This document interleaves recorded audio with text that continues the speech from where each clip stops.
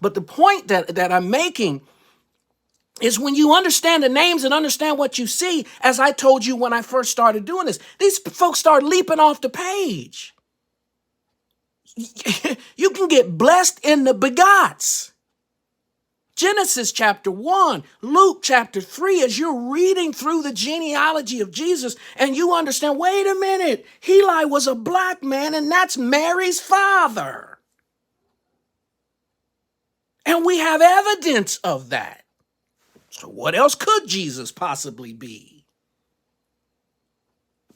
But it's knowing and understanding these things that are right there in front of us. Man, listen, I'm going to have to unwash your brain in some things images that you've seen and other things like that. I'm going to have to unwash your brain in those things so that you can begin to think different. I taught this at a Florida university, and I had somebody that made the statement, I'll never be able to look at a white Jesus the same. I'll never be able to look at these pictures and images in these movies the same. Because now I know the truth. I'm going to bring that person back up again in a second. I think it's important to share a little bit more of that story. But we're asking the question, why? Why, Pastor Jackie, do you want to do this study? Does it even matter? If Jesus was purple or green, does it matter? Yes, it does, because somebody else made it matter. If we were just worshiping and he'd been left alone and nobody had used it for nefarious purposes, then no, it wouldn't matter.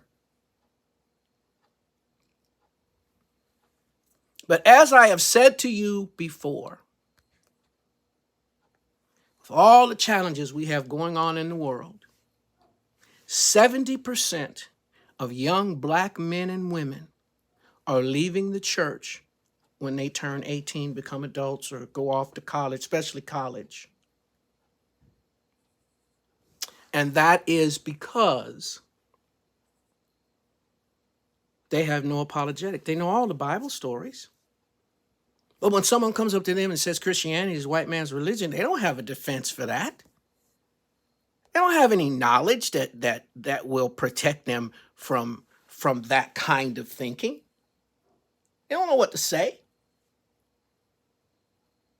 And because their theology is weak,